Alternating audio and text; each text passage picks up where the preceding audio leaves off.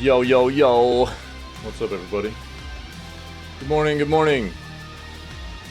Happy Tuesday, man. Hope everybody's doing well. Wait, what's the question marks about? Dude, what?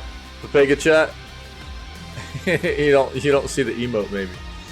You said, apparently I can't type this morning, so I put an emote in chat. Put an emote in chat. It's got Pepe the Frog. He's like slapping on a keyboard, dude. Here. What's our command? There you go, dude. There you go. So for anybody that doesn't see the all the emotes when they come up, that's your reference into how to get some of that stuff going for you. We got some mostly it's 7TV emotes anymore. So the 7TV app and getting your plugins and extensions put on your browser, stuff like that. So you can see those emotes. But yeah, I was just throwing you an emote, man, in response to your can't type thing. What's up, Mr. Lil Bat? How you doing? Everybody, good morning, happy Tuesday. Hope your day's going well, has gone well, whatever time it is for you. We got some video gaming news, like we do's, and then we're gonna dive into day 5 of V Rising, man, and have a good time doing that, dude. Yeah, dude, it's getting long. I have these days where I don't want to do anything with it, so I just like pony it up, dude. You know what I mean? If I could braid it myself, I would braid it. I like my hair being braided up. My wife will braid it for me every once in a while. So she'll do like a big thick braid down the top, and then she'll do like a couple of smaller braids down the side, and then just get it all braided together in the back. And this is the longest I've ever had mine, dude. And I don't know, I keep hitting these phases throughout growing it out where I'm like, I don't like it, and then I'm like, yeah, it's cool, I'll dig it, you know what I mean? So I'm just trying to stay strong with it, dude. I just want it to get like down to here, you know what I mean? I just want it down to there, and that's as long as I'm gonna let it get. I'm not gonna cut it off once it gets down there. That's as long as I want it. I don't want it super long. I just want it like down to like my shoulders, man. And I'm gonna leave it down there. And then I'll probably really start braiding it up a little bit more and stuff like that, yeah.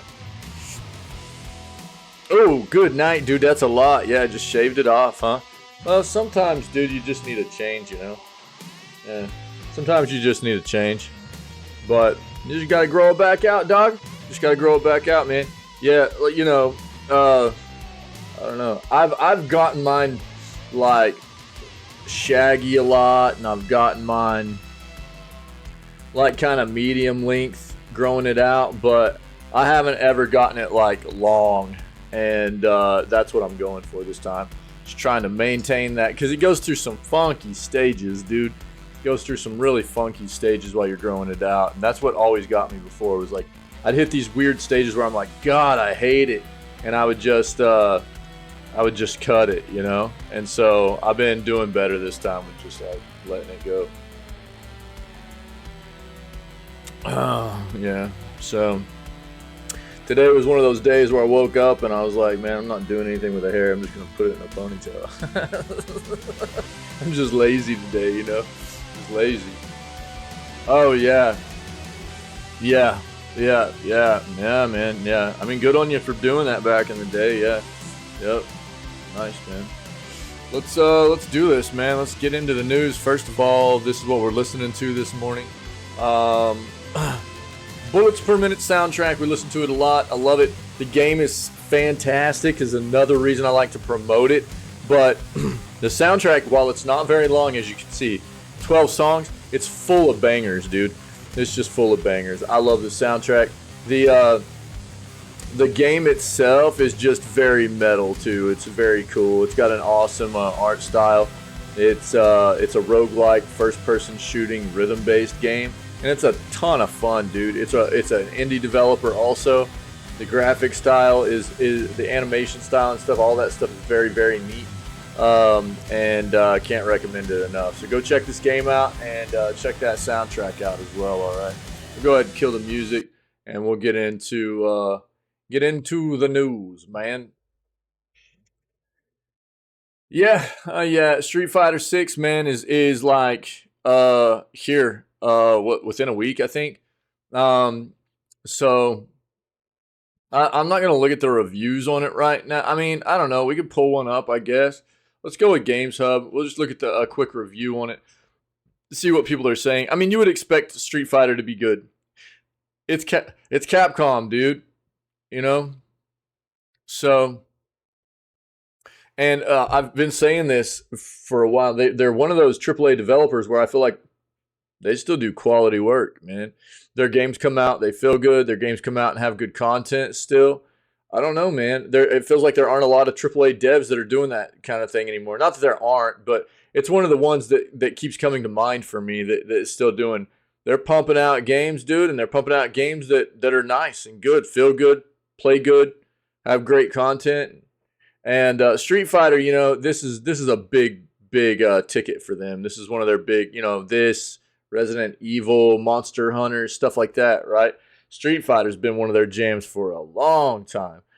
And so you would have expected them to spend significant time making this game while evolve, into the next iteration, but also be very, very polished and feel very good. So we'll take a peek at the review. This game is hitting, I think, at the beginning of June, right? Beginning of June? I think, yeah, beginning to middle of June. I can't remember the exact date. But then it'll be the big new game being played at EVO this year, which is the big fighting tournament that happens every summer. Competitive fighting tournament where people go and play games that they're competitive at in the fighting scene and win pretty good, solid chunks of money. This will be the new big title everybody's looking to watch this year because it's brand new. So competitive players will have basically a couple of months to really hone their skills in here before Evo pops off. Mithril, what up, dog? What's going on, brother? How you doing, man? How was your day today, dude? So we'll take a quick peek at that.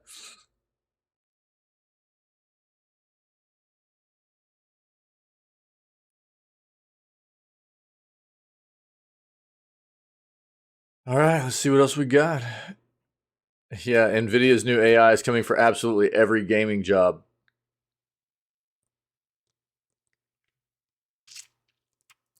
Yeah, yeah, yeah. We looked at this yesterday. Let's actually pull this up and see what Kotaku has to say because that was one of my worries whenever I saw it yesterday. It was like, man, that is going to be some job crushing technology right there, which we knew that was coming. Uh, oh, you heard Bioshock 4 hit a lag again? Let's take it. Let's see if we can find that.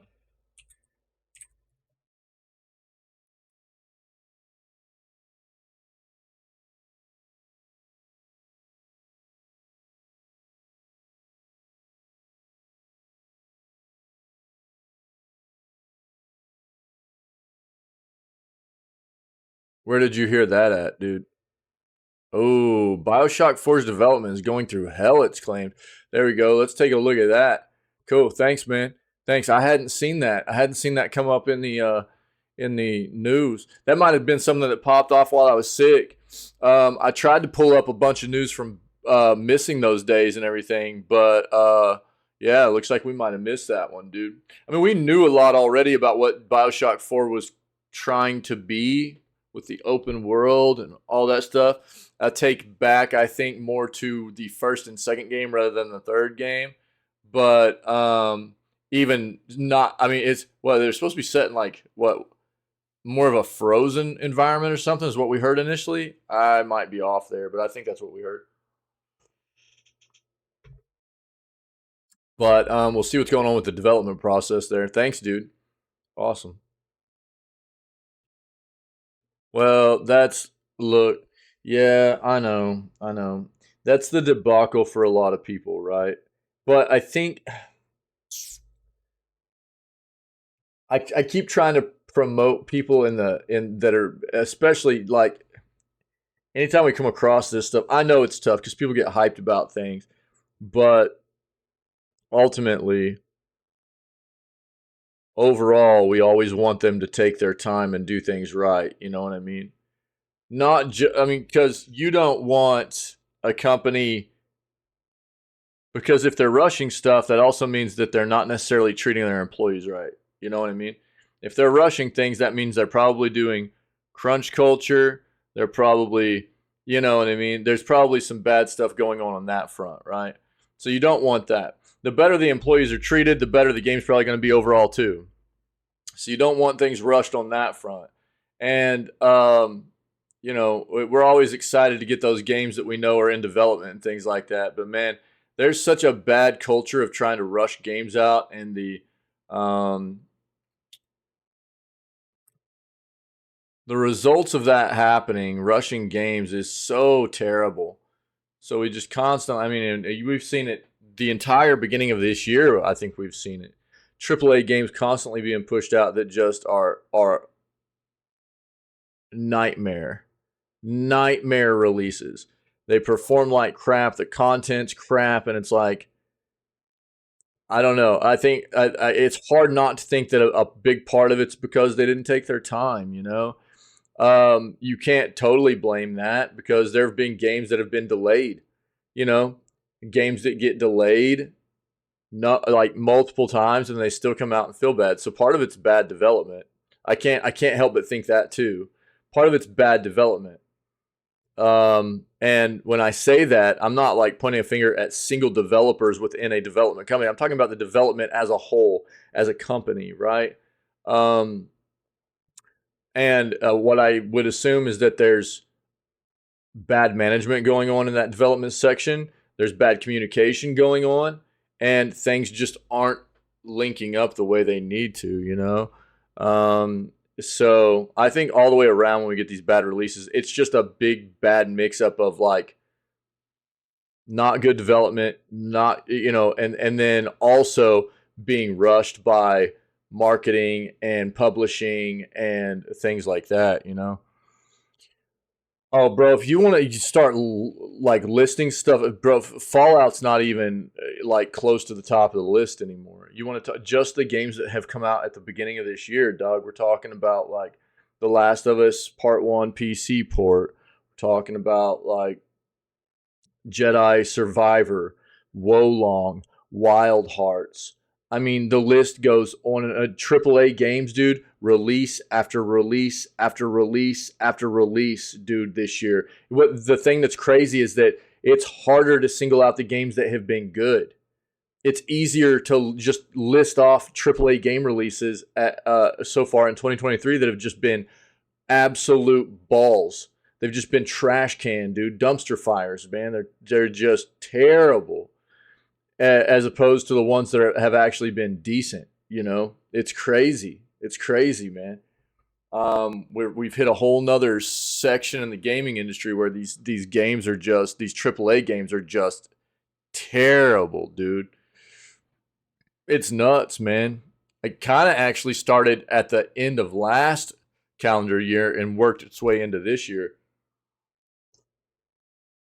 It's concerning, man. So ultimately, yeah, I know how you feel. I mean, we get hyped about certain games we know are in development. And we always, you know, we'd rather have them sooner than later. But man, I don't want a developer to feel rushed at all, as far as I'm concerned.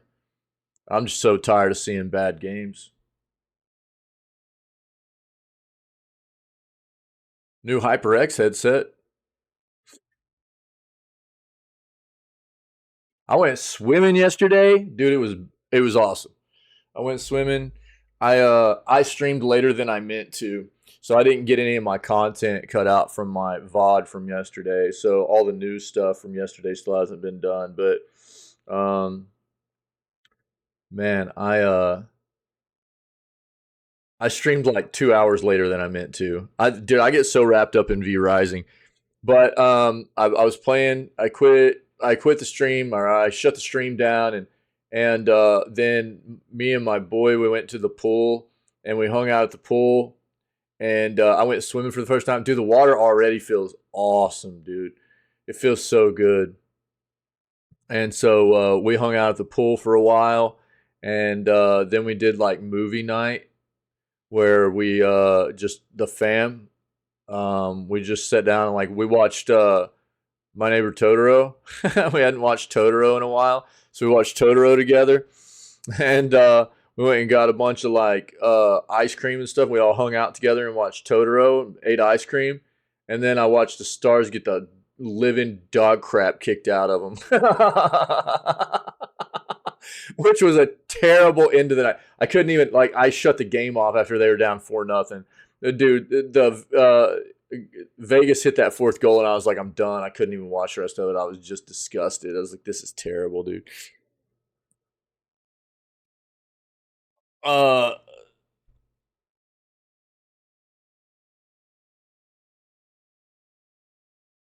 you were pretty happy with Fallout 76, Mithril? You mean just because you got to play it the day before release, or what? Because dude, that game is notoriously was is like notorious for just being a big hot bag of garbage on release.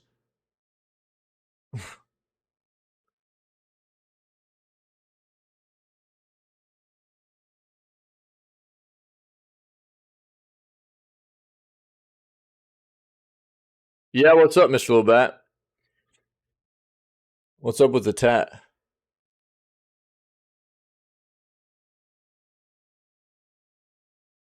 Oh yeah, yeah, dude. Yeah, yeah. Dallas gave that series to the Golden Knights, dude. We should have won game two for sure.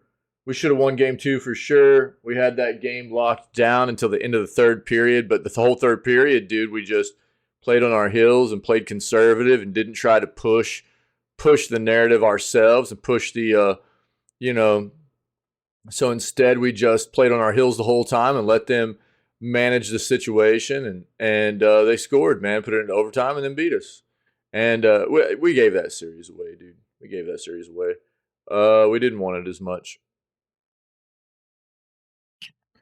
Yeah, as we were just talking about, Kayla. Yeah, no. Yeah. I'm not gonna rehash it out. That's what we just talked about. I I turned it off after the fourth goal. Yeah. Yeah, it was brutal. It was brutal. Yeah. Knights hit that fourth goal and I was done. It's like this is disgusting. I'm turning it off. I'm a little. I mean, I'm still in pain. Okay, I'm hurting right now. I don't want to talk about it too much right now. Give me a day or two. Yeah, yeah. That's sad face, bro. Yeah, yeah, yeah. I mean, to be fair to the Golden Knights, I mean they wanted it more, dude. They played harder. I don't know. They wanted it more. They played harder. They finished the games out better than we did. That's how you win it, dude. That's how you win it. Stars didn't look as good, dude. Yep. So we had our times. We had our times. But ultimately, really, in my opinion, this is all I'll say. We should be going to game 7 right now in Las Vegas because that game 2, we should have won. But instead of pushing, playing aggressive, even though we were up, we got conservative. We played on our heels and we just tried to stave them off up a goal. And then they ended up scoring within like 2 minutes left of that game. So instead of pushing and being aggressive like we were all game long, we got lax, played back, and just tried to be like conservative about everything. And we gave that game away, dude. Um, I mean, to be fair, Syek, they played better with Ben off the team, dude. In my opinion.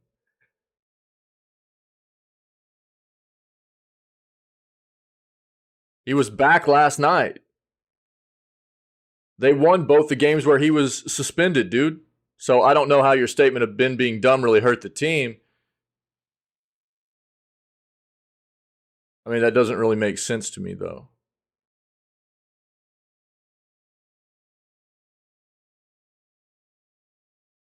Oh, you mean he hurt the team by being on like it seems like when he was playing he wasn't helping at all. Yeah.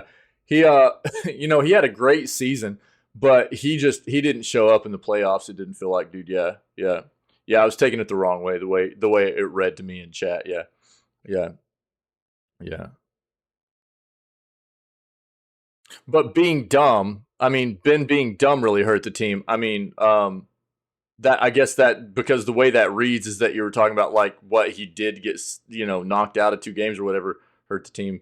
So that didn't hurt the team. They actually played better with him off the ice. So I don't know.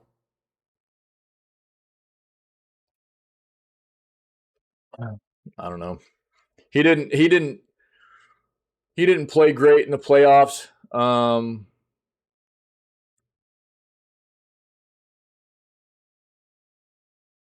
don't know. The team was just we weren't clicking on all cylinders, dude, like we were through most of the season, anyways. So I don't know. Like I said, it's not all a loss, dude. We have a lot of young guys on that team right now, and that got them some really good experience. We've got 18, 19, 20-year-old guys that it's like their first season in the league.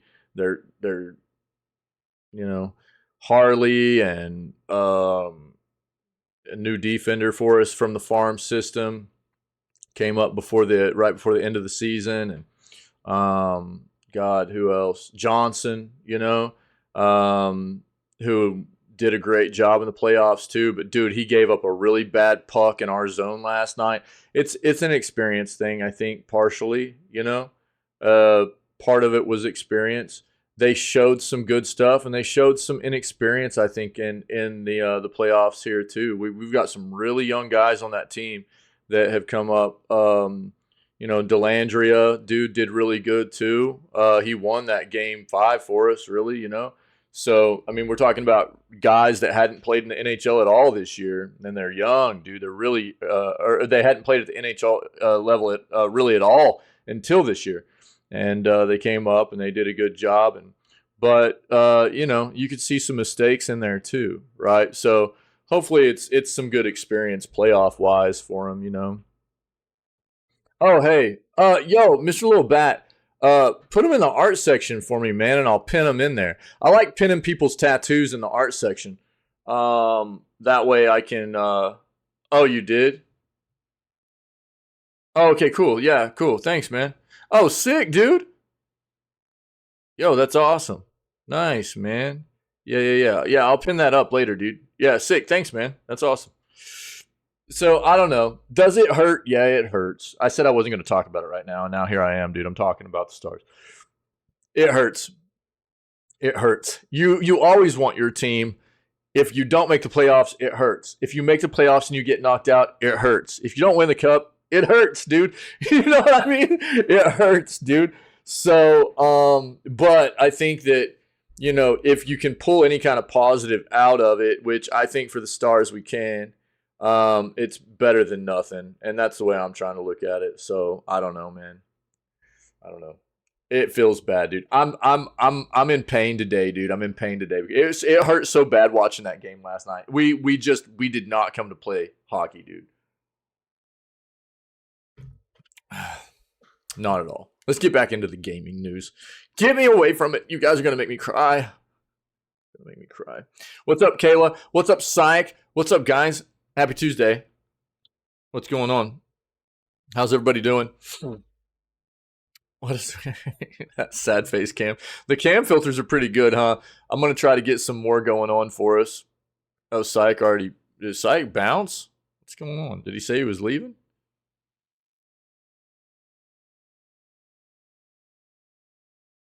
Oh no. Okay. Tired. Had a big day. Oh, word, dude. Okay. Yeah. Word.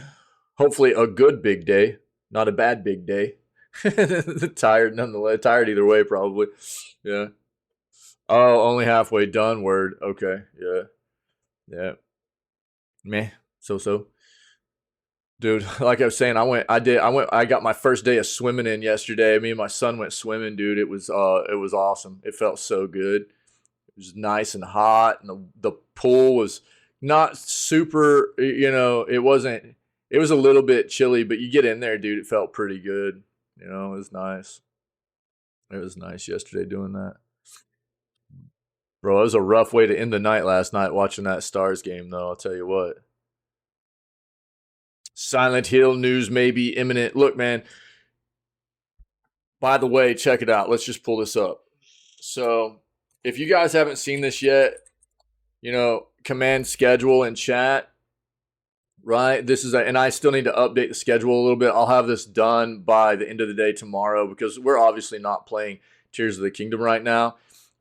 We are playing V Rising and we are playing Grounded right now, right? So Tears of the Kingdom will happen, just not right now. I just got to figure out another time to get it in.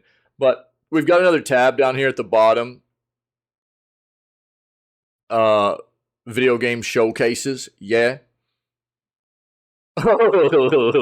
Maybe Scorn, Psych, maybe Scorn, yeah. So June video game showcases. There's a tab down here, and we're listing out the showcases that we're going to be watching here in the channel. Here I'll pump it up a little bit for you, so you can see Guerrilla Collective pops off on the 7th. Summer Games Fest and Day of the Devs is the 9th. Then or the 8th, I mean. Then the 10th is Wholesome Direct Future Game Show. 11th is Xbox Starfield and the PC Gaming Show. That's going to be a big day of showcases, dude.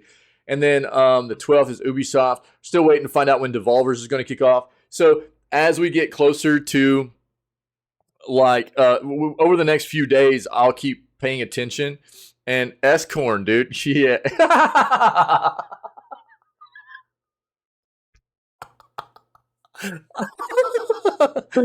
Yeah, bro. Cornable. It's like, I'm a carnival. God dang it.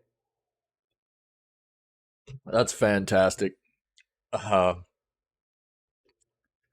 didn't mean to do that. That's what I meant to do.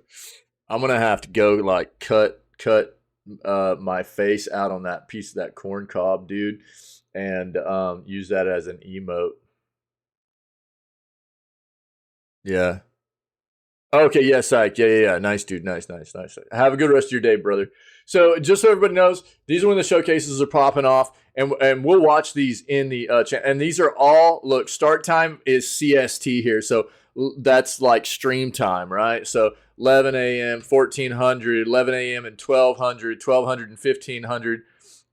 And, as we get more of these times popping off, and these dates for showcases and stuff, then I'll add them in here as we keep moving. But just know that this is down here as another tab off of our actual gaming schedule, okay, for the time being.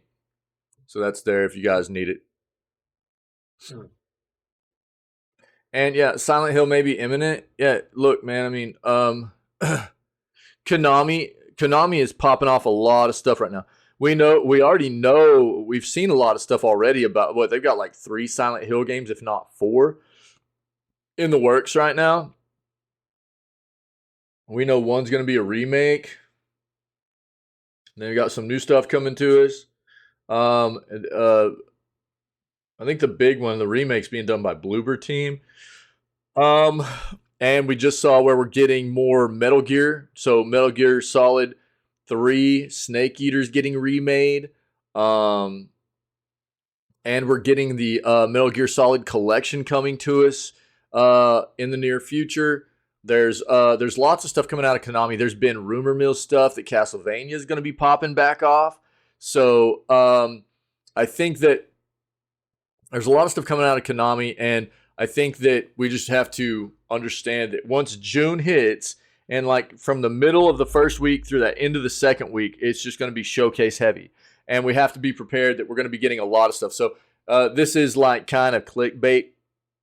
So I'm not going to dive in it. Silent Hill news may be imminent. This is like, it doesn't look like it's going to have any kind of stock worth diving into.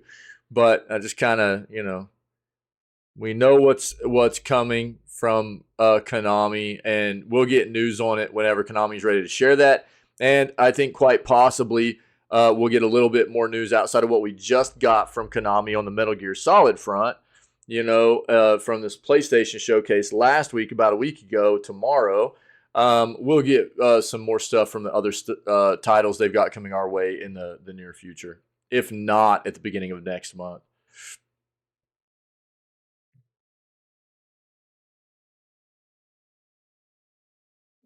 Ooh, interesting. 1 second, guys.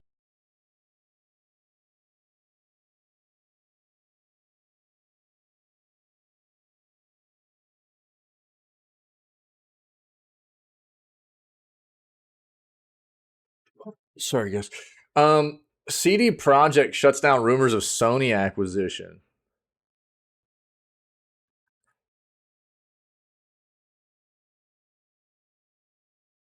I'm not gonna lie.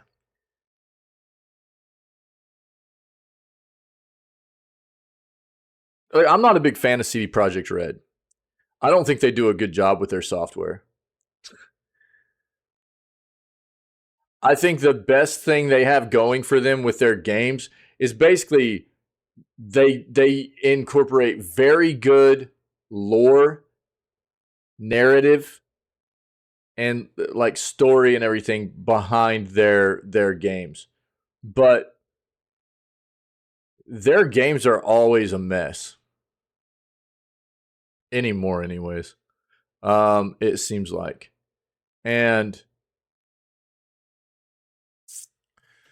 don't get me wrong. I mean, there's something to be said for having good content, and I'll never deny the fact that Witcher 3 had amazing writing and characters and things like that in it. True, Mithril. True. Still has to be incorporated well, no doubt. You know what I mean? It's the same thing with movies, though, right? So, I mean, look, dude, you can take how many times have movies been made based off of books that are dog crap and the books are great? Yeah. So, I mean, you could say the same thing. Yeah, you could say the same thing for a video game easily. You know, you could take a great book and turn it into a big hot piece of garbage on the game front just by jacking the story up and everything. So, I mean, they do a solid job. I mean, and look, so I'll give them that. But dude, I'm not a fan of CD Projekt Red. Here's the thing that I'll keep telling people too. If you can't enjoy the content in a game because the performance is so bad, then what's it matter? You know? And let's be very real here. I played Witcher 3 last year on PC. It's still a hot mess. That game still has so many issues. I mean, it's not like it's unplayable or anything, but it's not. It's got a lot of issues still. And from what I understand on release, it had a significant amount more. And Cyberpunk, we all know the story of Cyberpunk, right? So, I mean, it's just another one of those examples of like really terrible performing games, right? And I think for me, CD Projekt Red will have to show. I will never ever buy into a game of theirs moving forward for the foreseeable future, anyways. As a pre-order or a day one release, there's no flipping way. As much as I like their GOG platform and stuff like that, they have shown me that the optimized and performance wise, the quality of their game releases is not good. And I don't want to deal with that. I don't think they deserve money because of that. So if you can't play the game, how are you supposed to even know if the content's good, you know? So I don't know. What do you guys think? I mean, if they were to be bought by somebody like Sony, do you think it would help them? Now we know what would happen if Sony bought them, right? Witcher would become first party PlayStation. Cyberpunk would become first party PlayStation. You know, like we know what would happen there, but it's an interesting thing to kind of think about. Yeah. Because to be fair, as much as first party PlayStation sucks for a lot of us that are more adamant about playing on other platforms, PlayStation does a pretty good job of making sure that their proprietary, their first party games feel really good on release. So, something to think about, anyways. We'll talk about it. We'll pull that up.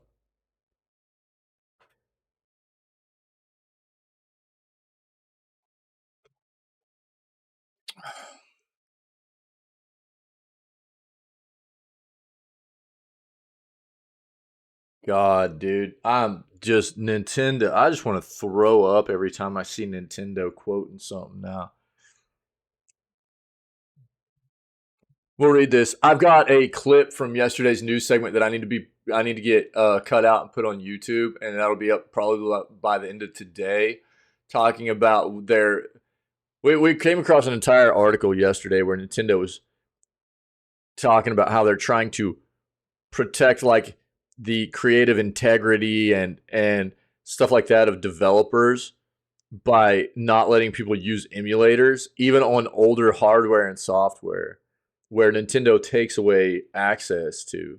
Like Dolphin emulator on Steam is for Wii and GameCube. It's like, dude, you can't buy those consoles anymore. You can't get those games anymore because Nintendo took your access away to them.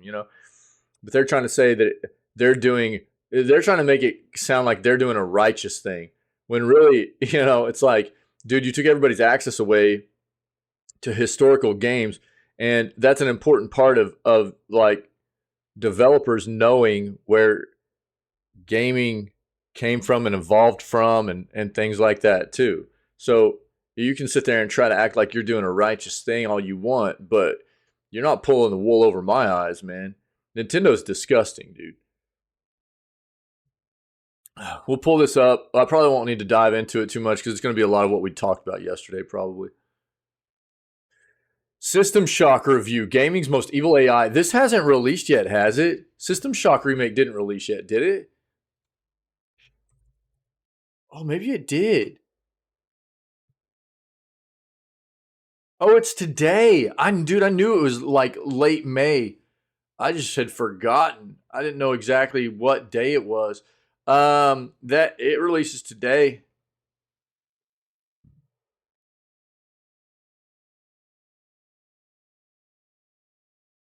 Hmm.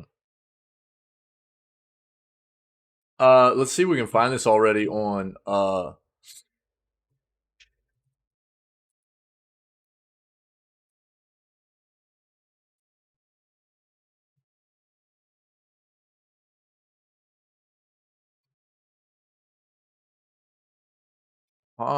okay. 38 critic reviews and it's at a 75 right now. That's not bad. It's not bad. We'll put this with the review and then we'll take a look at that stuff, okay?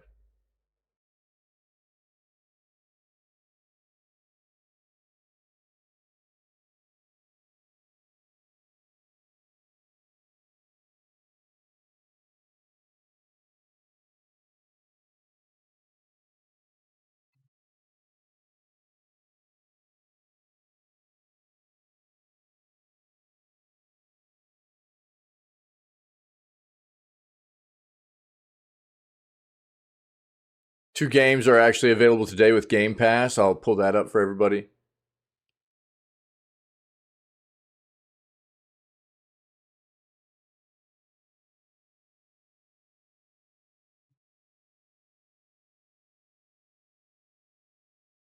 What is this?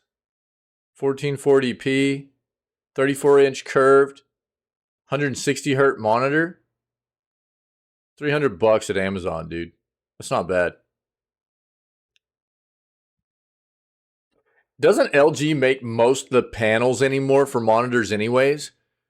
Don't they? Pretty sure LG makes most panels for monitors no matter what manufacturer you're buying from nowadays anyways, don't they? Not all of them, but I think a lot of them anyways.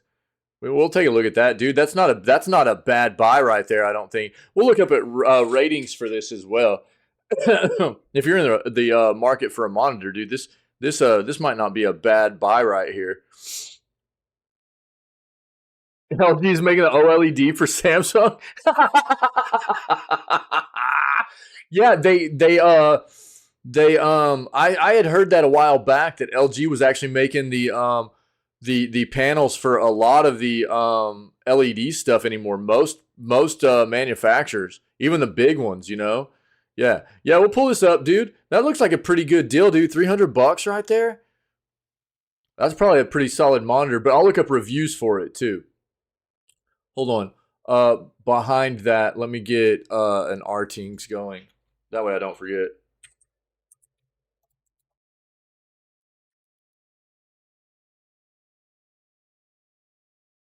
That might get somebody in on a monitor right there at a pretty $100 price break. That's not bad. GreenTube rolls out futuristic title Cyber Wilds.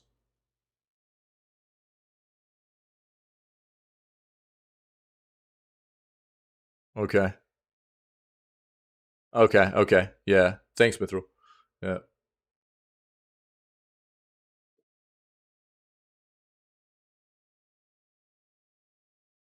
Yeah, I hadn't like researched it. I had just like read it real quick or heard it somewhere and I was like, "Oh, that's wild. I didn't know that." So I didn't like confirm it necessarily or anything.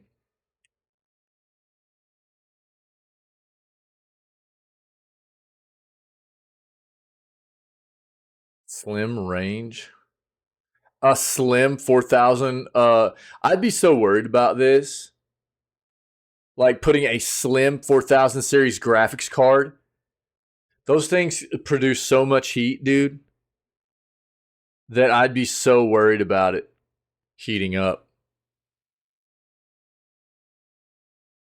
Oh, okay, okay. Yeah, yeah, yeah, yeah, yeah.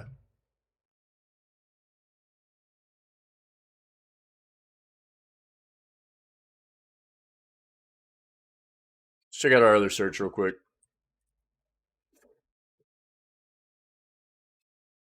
We already talked about this yesterday. Yeah.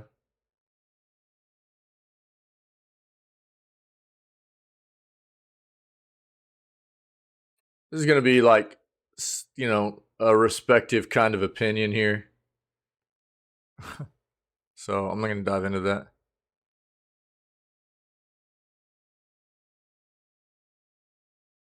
Yeah, somebody somebody saying like I mean I'm fine with like somebody having this opinion, but somebody else could come out with an article and go 5 reasons Snake.io is the best video game ever, you know, and they could give their own opinion on that.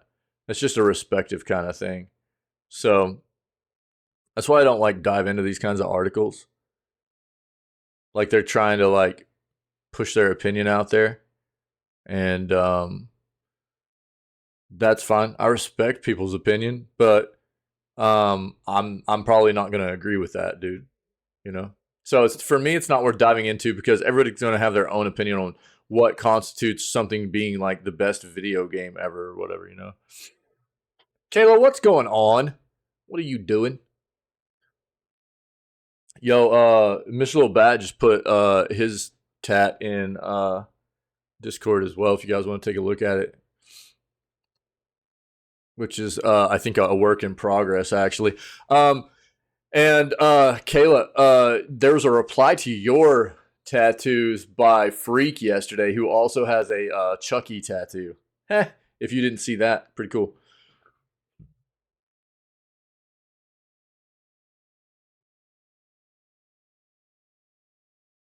Oh no way, dude! Oh no way! Yo, are you serious? EA's Iron Man game hires Gotham Knights writer. Wait, what? You guys remember how much flack Gotham Knights was getting for just like subpar narrative?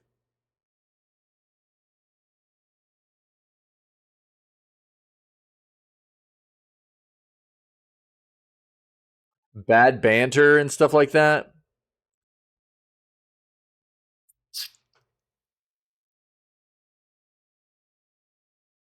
Uh-oh.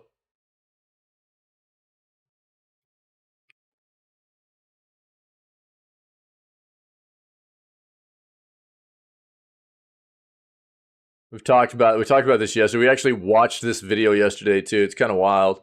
We'll talk about it a little bit more today. I got an article up. Because it is a dude, the AI stuff's a concerning thing about taking people's jobs in the video game industry. I've given my sentiment about that. What is, I think, acceptable incorporations of AI and what's not, and like where we're at with it right now. So I've given that numerous times. So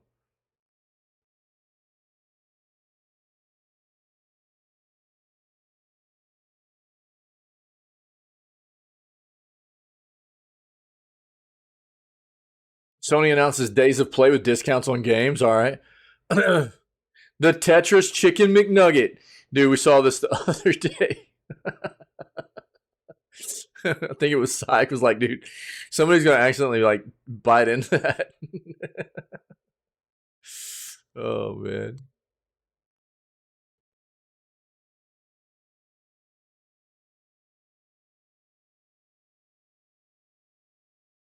Nintendo Switch Memorial Day sales. I wonder if that's still going on. We'll pull it up.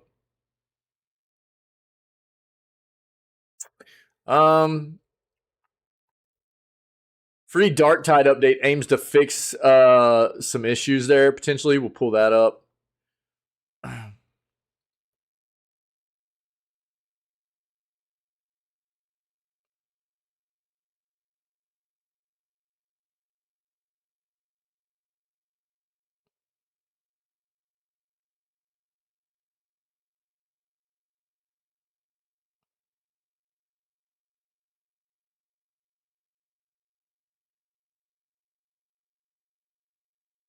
Killer Frequency release date, gameplay, story, and details. Let's see what's going on there.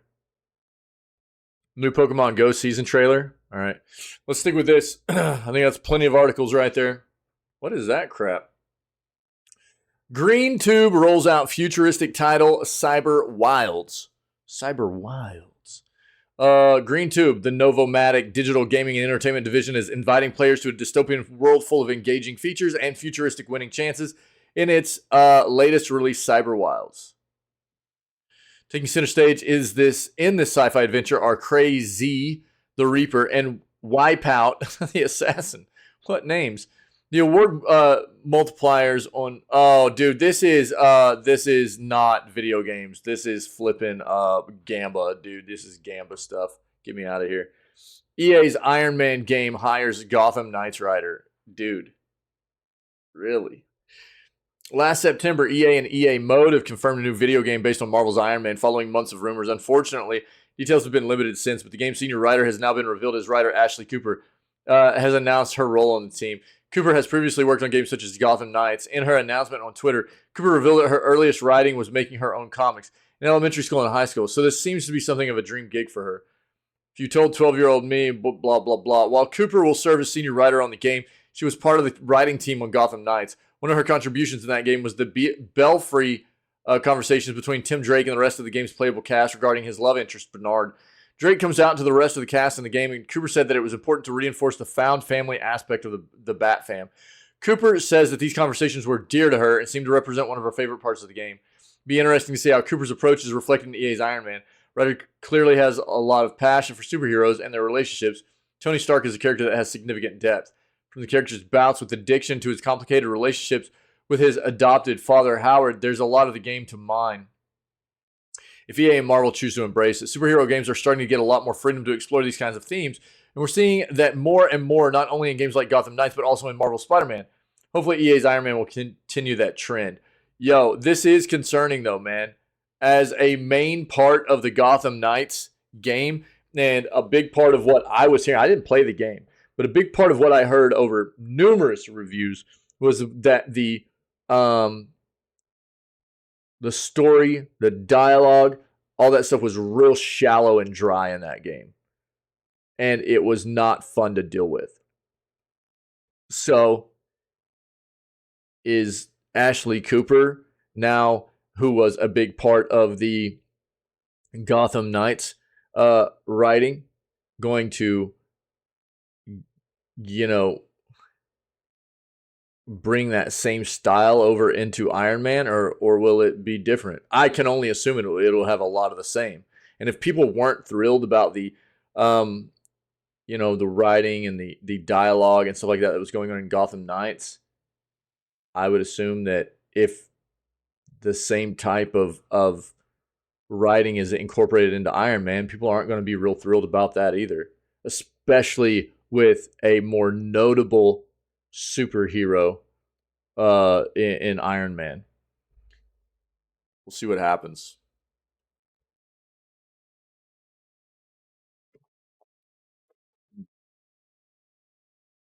Sony announces days of play with discounts on games, controllers, and more from June 2nd.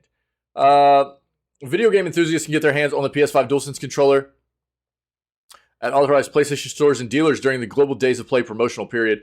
According to Sony Interactive Singapore, the controller promises a better gaming experience. Blah blah blah. Yep. The controller is available in 7 color options, including Midnight Black, Cosmic Red, and Nova Pink. Users can also look forward. Give me 1 second, Mr. Little Bat, and I'll read that. Users can also look forward to purchasing the Blu-ray disc version of selected gaming titles at discounted prices, namely Marvel Spider-Man Miles Morales, God of War Ragnarok, Horizon Forbidden West, Last of Us Part 1, and Gran Turismo 7.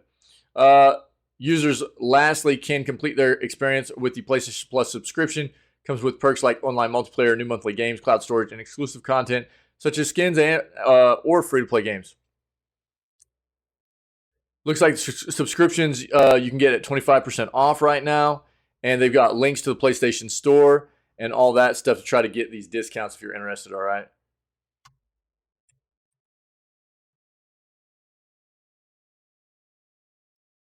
There you go. Yeah, let's see what you're saying here, brother. It was, plus all the side quests were all over the place. I've played, you've played it twice. Never finished it because I got lost in the side quests and lose sight of the main storyline. Jesus. Feels bad, dude. But can confirm that, like, it was just real shallow, the story and the like dialogue and, the way the writing went through the game and stuff. That's kind of what you're saying. It was, yeah. That's what I heard from, because dude, I was keeping up with that game on release, and there were a lot of reviews. I mean, the game did not get rated very well, by the way. So let's just pull this up real quick.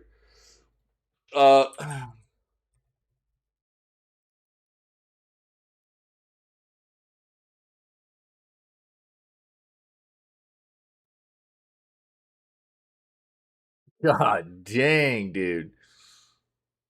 Yeah, it wasn't one of the best. Yeah, for sure. That's what I was gathering. I mean, you can see like a meta score of 66 is, especially for a look. Let's be real blunt here. A game that gets, this is where I have much more of an issue. You're gonna take a game that has been worked on for a good chunk of time and has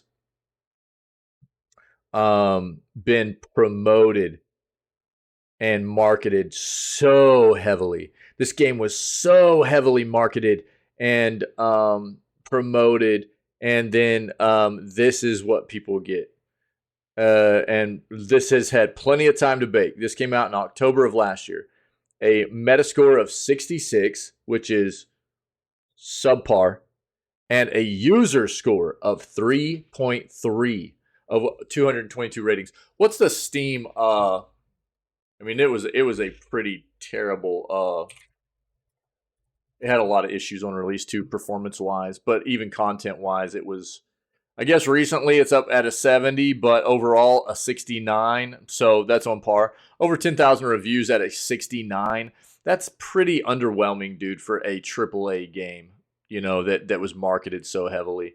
Are you maybe going to get, like, and let's be fair, we all know that one of the big issues that like this game, right as it was getting ready to drop, they're like, oh yeah, hey, by the way, this game's going to be locked at 30 frames per second across the board. Dude, we're talking a modern AAA game, Redfall, that is locked at 30 frames per second. In a game genre that you absolutely benefit from more FPS. At the very least, you should be getting 60. At the very least. Is it unplayable at 30? No. But is it going to feel good at 30? Not really. And that was a big thing too. Let's look at some of these middle of the road here. The experience of playing Gotham Knights is dull, mediocre plot, hollow open world, equipment system is a mess. Fun multiplayer mode is also limited. It had a lot of bugs. I know that. Game did not give me any strong negative feedback during playing. I still do not recommend players buy it. You can have many better choices at the end of the year. Yeah, Gotham Knights can be described as mediocre at best. Doesn't really know what it wants to be or how it would like to sell its story at any stage. No gameplay area of the new Batman game can truly shine. And as if that isn't difficult enough, the great Arkham series adds an extra burden to it. And that's what Batman died for? Yeah. I don't know.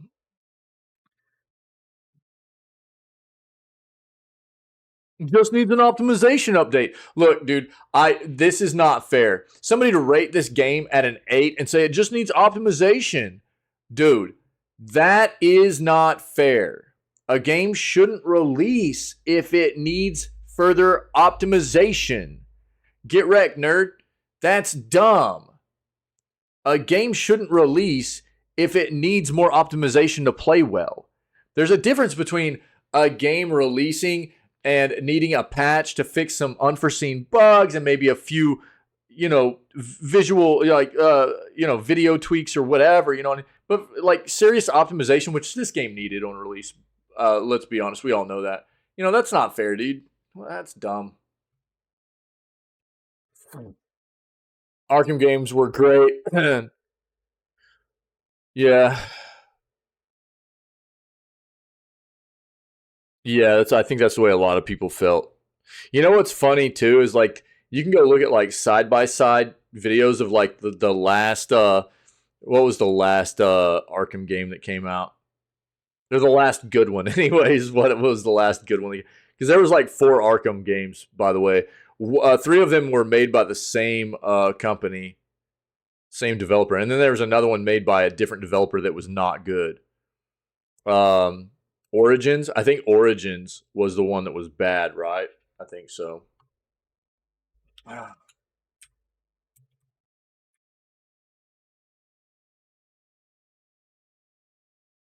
think this is. Oh, do I have all? I have all these. What the crap?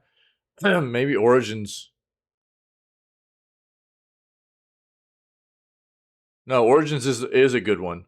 What were all the Arkham games? Which one?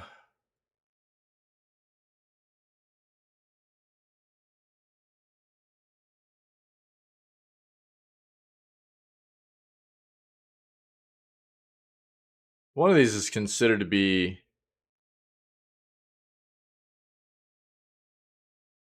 Can't remember now though. The collection. Night City Asylum. One of these is considered to not be very good, dude. Overwhelming. Overwhelming. Okay, all of these were Rocksteady. It was Origins, I think. Hold on, dude. Hold on. Who did Origins?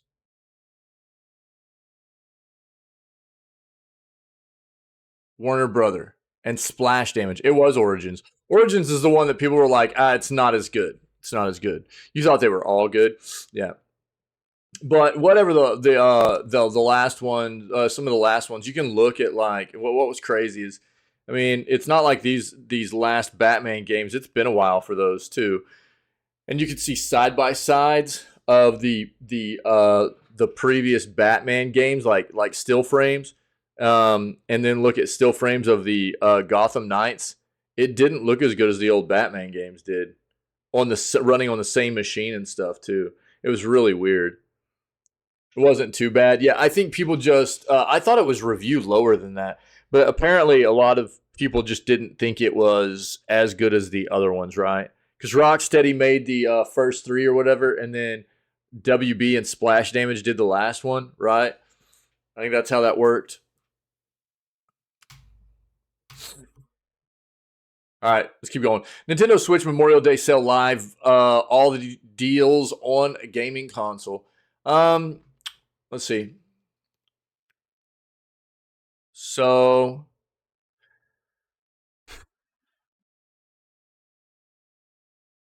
given the usual scarcity of Switch discounts, they're listing some down here. They've got the actual consoles, which are having a bit of a sale. Some Mario Kart 8 Pro Controller sale stuff.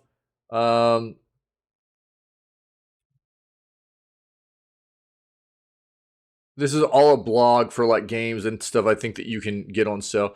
$17.99 for Just Dance 2023 on Amazon. Yeah. So Animal Crossing, a bit of a sell on Animal Crossing, and I mean they're right, dude. The Switch Lite for just a few bucks off, anyways. Micro SD cards for the Switch. Things like that, Sonic Frontiers. So if you guys are in the market for some sales on Switch games and hardware, peripherals, stuff like that, you might be able to take a look at this. Yo, thanks for feeding me in on your own experience with the Arkham stuff, dude. I appreciate it, Mr. Littlebat.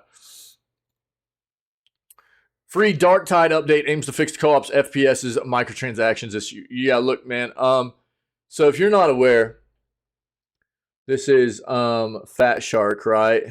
Isn't that who that is? Fat Shark.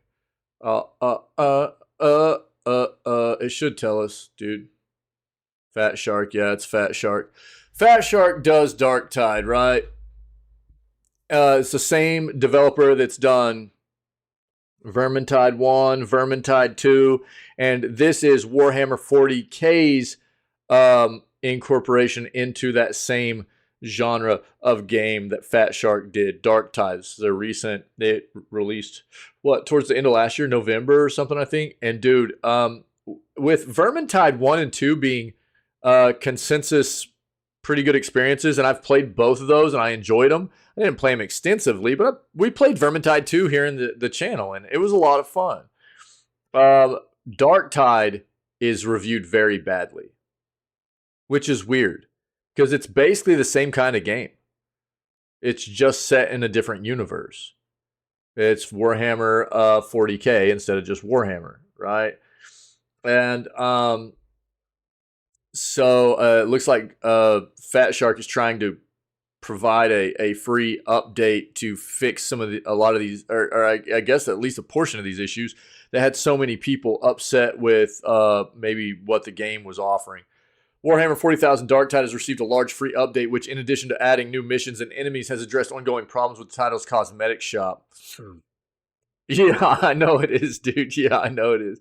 Warhammer 40,000 Dark Tide is glorious. Yo, have you seen this yet, dude? Have you seen this? I don't know if you've been around since we got this hooked up all that much, but did you see this one, dude?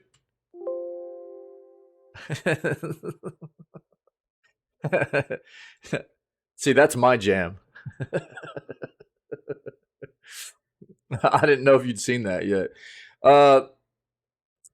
Warhammer 40,000 Dark Tide is a glorious paced co-op gothic shooter with a core gameplay loop that satisfies fans and newcomers alike. However, after the game's dodgy launch, Dark Tide attracted a great deal of scrutiny for its approach to cosmetics. Despite buggy performance and limited player classes, the title's microtransaction-fueled cosmetic shop was running in full force. Naturally, this caused some consternation amongst the fanbase, eventually motivating Dark Tide developer Fat Shark to pull the store while they worked on the game's infrastructure. Yeah. While with Dark Tide's latest update, Rejects Unite, Fat Shark has aimed to address player concerns while adding an impressive seam of new content. Though the microtransaction store is back, an entirely new in-game store has been added, allowing players to earn impressive cosmetic rewards through purely in-game means. You like it, dude? Yeah, I'm a big Joker fan, dude. So I had to get a Joker filter put in there too, dude. Yeah, it's pretty good, isn't it? Yeah, it's pretty good, dude. So I got all these filters put in for our 2-year anniversary stream, which popped off this past Wednesday. So it was something new. I wanted to get a lot more done, but dude, I got really sick, man. I had like 4 days off before the stream. for the 2-year anniversary, I got really sick, dude. It was pretty bad. I couldn't eat hardly anything. It was just stomach cramping the whole time. It was brutal, dude. And I couldn't even hardly stream very much. So I had like 2 full days off. I had another day where I just did the news, and then I had another day where I did the news and just a little bit of gaming, and I just couldn't get anything else done afterwards. So, but then I was able to at least get this cam filter stuff done up for the stream for the anniversary, which was fun. But I have some other stuff that I still need to finish up. I've got some more montages I'm trying to get done, new overlays, stuff like that. Let's see this trailer for the new drop here for Dark Tide.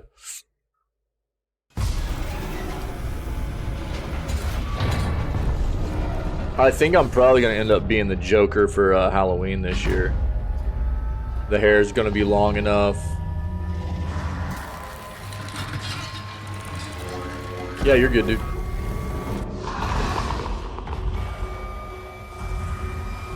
Instruction recognized.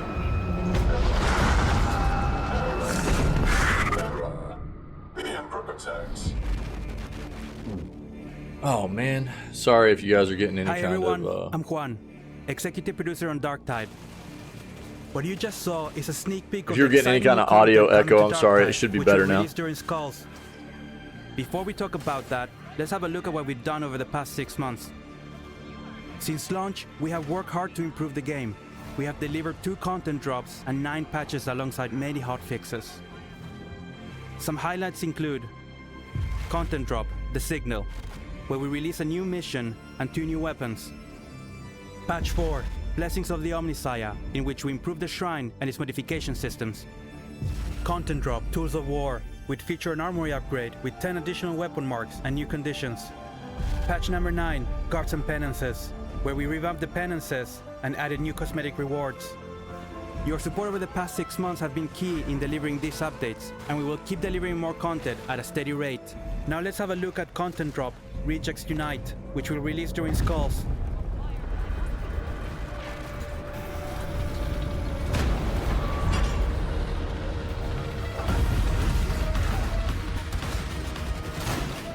Two new missions will be added to the game. The first one, Archive on Sycorax. We see your team dispatched to wipe out sensitive data from the archives. Ascension Riser 31 will be part of our first community event. Players will have to unite to go through 3 challenges, each granting rewards. The final reward will be Ascension Riser 31.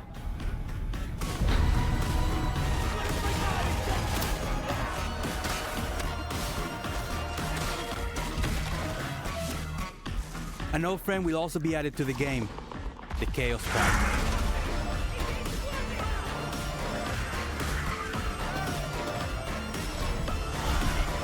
Seems good.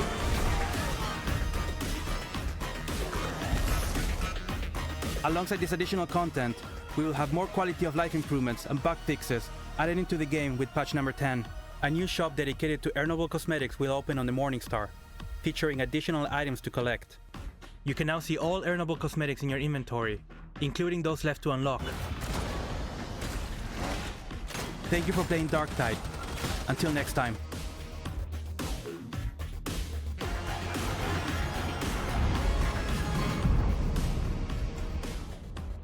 Okay. So, update has also added 2 new missions, trio of community events, a new boss monster, the Chaos Spawn, which we saw, a massive mutated monster covered in tentacles.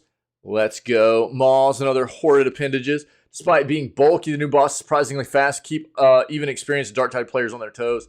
New community event is centered around unlocking the second new mission, as well as some free cosmetics, although Archivum Sycorax is currently available. Chasm Terminus will require players to complete 900,000 missions as a community.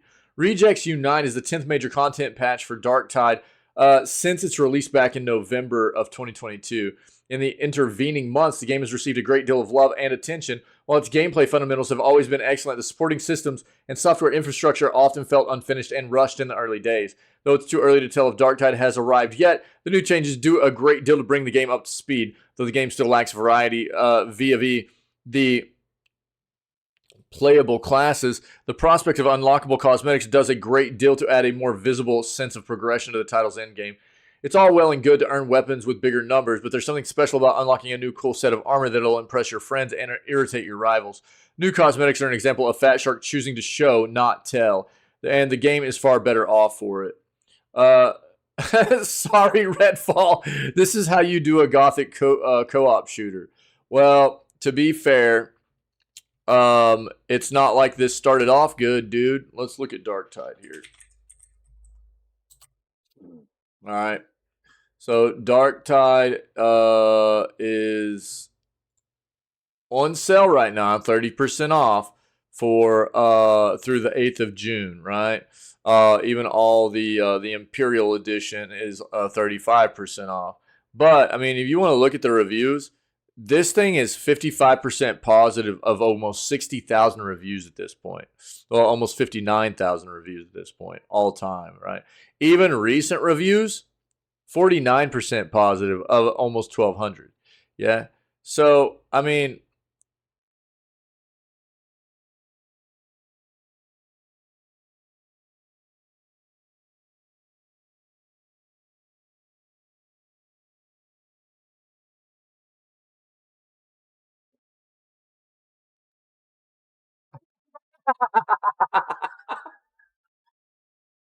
bro, I love comments like this.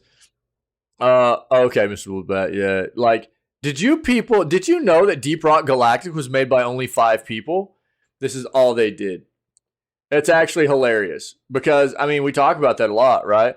You get these games that are built by pretty notable companies that, while they might not be necessarily AAA, they'll be like AA or something. You know, they've got, you know, a sizable amount of people working on it, and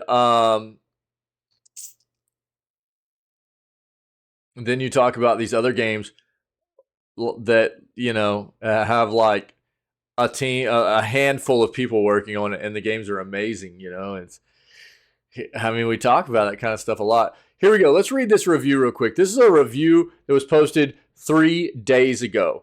This is for Darktide, a review from 3 days ago. I have held off on a review for 6 months after release. I participated in the beta, actively engaged in Discord and the forums, clocked in nearly 550 hours. You can see up here, almost 545 hours right now. It was 536 hours at review time, yeah. Got all achievements and easily play the hardest content currently available. I find the actual gameplay to be unique and personally enjoy it greatly.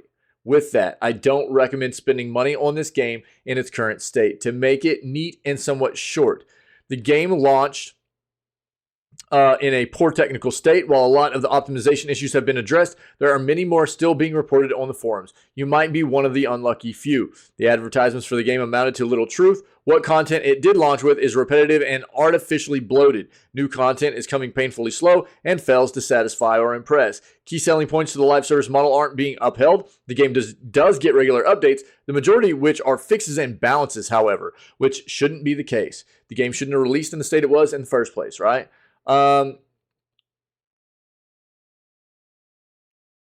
New classes haven't been spoken of since launch. A new map was released shortly after launch with 2 more coming up, one of which is gated behind a community event. We just read about that. There have been a total of 2 new weapons in 6 months. The rest have been variants of existing items. The game's design philosophy is heavily dedicated to RNG with multiple up to 7 to 8 in some cases layers in certain game mechanics. There are extensive threads in the forums about this if one is interested. The quality of life and respect for the player's time are minimal, if at all present. Mission selection is completely out of the player's hands. Quality of life improvements are worked on, but there's a lot left to be done. Community engagement is very poor. Fat Shark have failed to acknowledge the majority of otherwise often fed back issues. This is in no way due to the faults in the community managers, rather a seemingly anti-consumer corporate policy. No roadmap has been presented. Initial content planning was quickly reverted after the first backlashes to the game and has not been updated or even spoken of since. Crossplay and Xbox releases are worked on currently, confirmed by internal sources openly. Still, there hasn't been any official release date or any projection officially. Yeah, officially. overstated there, I think. But a paid cosmetic shop was launched literally days after release and prior to any immediate patches or gameplay updates. While the cosmetics themselves are hit and miss, they do cost real money to obtain and cannot be obtained via in-game currency. There are cosmetics that can be and more will be added with the latest Rejects Unite content release, which we just went over. But they are obviously reskins and of lower quality to the premium store. To sum up my recommendation, wait if you have interest in 40K and Horde shooters. The game has a wonderful core gameplay loop, but suffers immensely from poor design decisions, lack of content, and a dwindling player base. This is historically accurate for Fat Shark releases, with their previous titles having similar lifespans.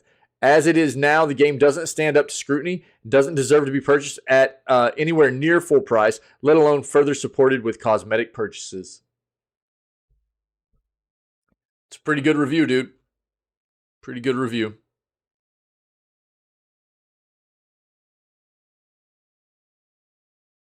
So, I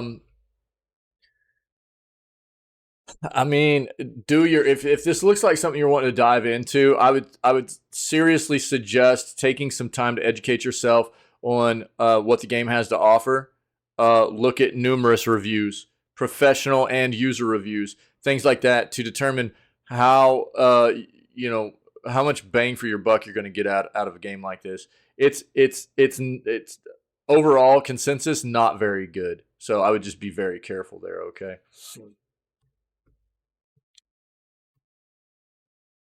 Another one of those like situations that we see from developers a lot where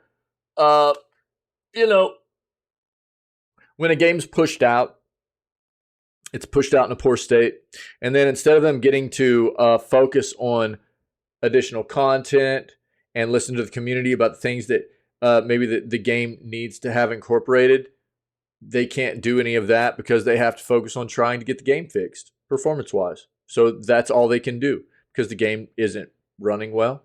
They have to focus on that before they can do anything else. Not only that, but it looks like they focused very, very heavily on cosmetics. So this was like a ploy for just pay for the game. This is another one of those really gross things we talk about a lot, right?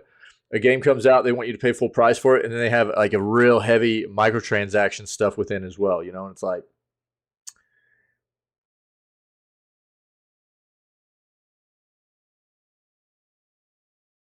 it's not that I don't understand the fact that it's like a live service game and there's potential for longevity behind it, but there's good and bad ways to go about that kind of thing. And that feels like, from what I've read and seen, it feels like Fat Shark went about it in a very, very bad way. Killer Frequency release date, gameplay, story, and details. Here's all the information you need to know about Killer Frequency, including its release date, gameplay, story, and other details. Let's watch this trailer. I don't even think I've ever seen anything about this. Hello, caller. You're live on the stream with me, Forrest Nash. There's a guy hunting me and my friends. I think he's killed some of them already. Sheriff Matthews is dead. You're the only person with experience manning a phone line around here. Maybe I have. The creep's looking through the parking lot trying to find me. How do I start this baby? Unscrew the steering column. Virginia, what's the name of the frat? Oh god. I can't think. I can't. Oh, this is wild. That code to get inside. The code is 311212. All right, Nash. Where do I need to go? You're moving to the kitchen. Son of a fuck! Follow the maps. Find the tapes. I'll be waiting. That looks wild. All right. Killer Frequency, huh? Coming out on PC through Steam, PS4, PS5, Xbox One, Series X, Oculus Quest, and the Switch on June 1st. Developed and published by Team 17. It's a comedic horror adventure game. Players take control of a radio host as they take on the late night shift. In this game, players will have to make tough decisions, solve puzzles to help friends survive the night as they try to survive the horrors of a stalking figure that wanders the night. All of this within a single radio station that spans over a square kilometer with an 80s aesthetic and soundtrack that will bring players back to the decades past. You're a radio host. The slasher killer is on the loose, and the player character is the only one who can prevent the deaths of potential victims. As they gather clues and put together puzzles while answering riddles, potential victims call your show to ask for help, and you, the radio host, will have to help them with whatever tools and clues you can find in the radio station. Interesting, dude. That's kind of wild. Killer frequency, huh? Crazy.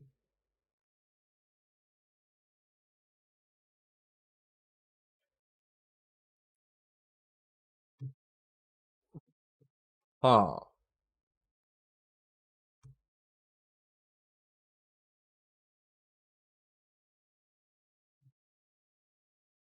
I'll share the Steam link with you guys. Might keep track with that. That could maybe be like a fun little. It probably isn't a very long game, but it could be maybe a cool little game to throw in Scaretober potentially. We'll see.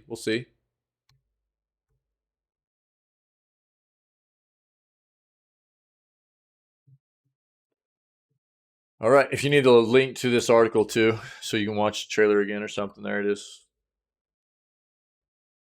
Pokemon Go reveals new season teaser. A new teaser video has been released for the next season of Pokemon Go, which will apparently have the theme Hidden Gems.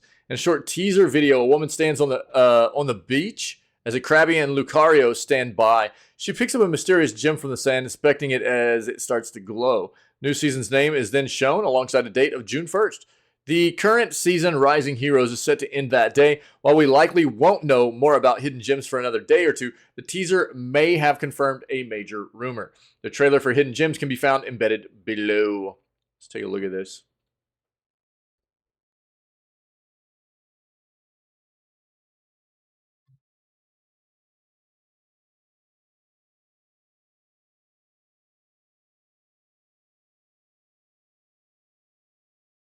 Hello?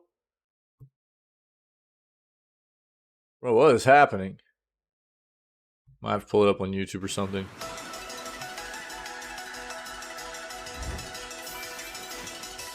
Thought we got hacked by Elon there for a second, you know?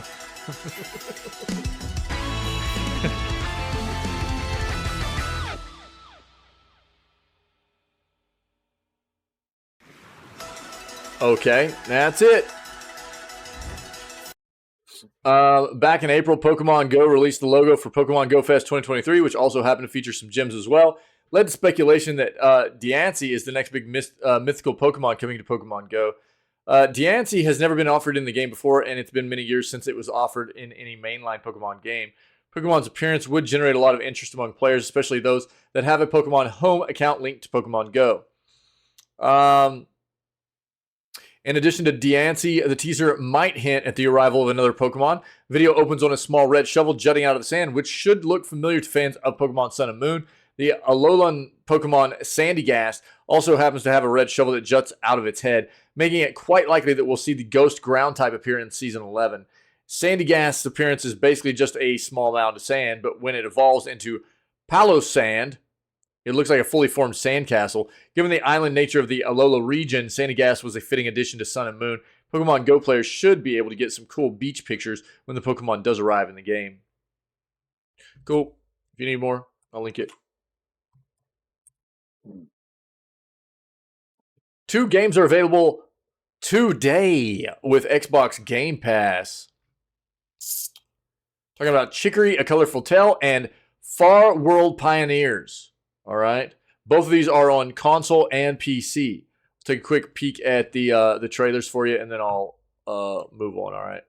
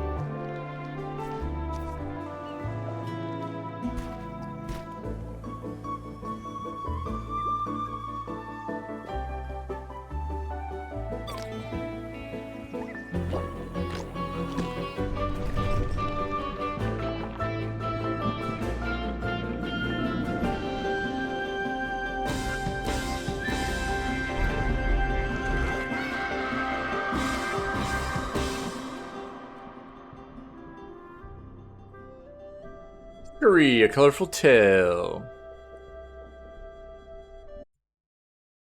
And Far World Pioneers. I feel like we might have seen this one before. Yeah, I think so. Almost got like a little bit of a Terraria vibe to it, yeah. You still having issues, bro? Or more of like a Starbound vibe, maybe. Kind of Terraria, Starbound, that kind of vibe, yeah. Reset your phone? Yikers, bro.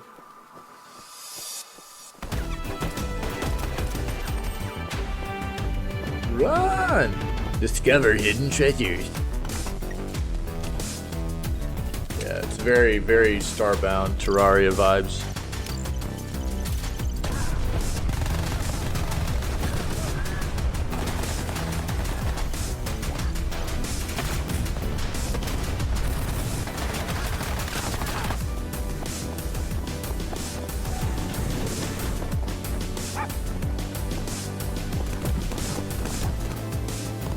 A huge dog. Solo or with up to 32 friendos. Contra a little bit. I can see that, dude. Yeah, Contra a little bit. Yep. Maybe some Contra vibes mixed with some Starbound and Terraria stuff, you know? Yeah, even, what was the, Metal Slug, a little bit, you know, some of that, yeah, interesting. It's interesting looking, and the co-op side's cool. So, Sasquatch, let it be a Sasquatch. That's a seal with legs, dude. That was a seal with legs. If you guys need more, both these games are available on Game Pass today, dude.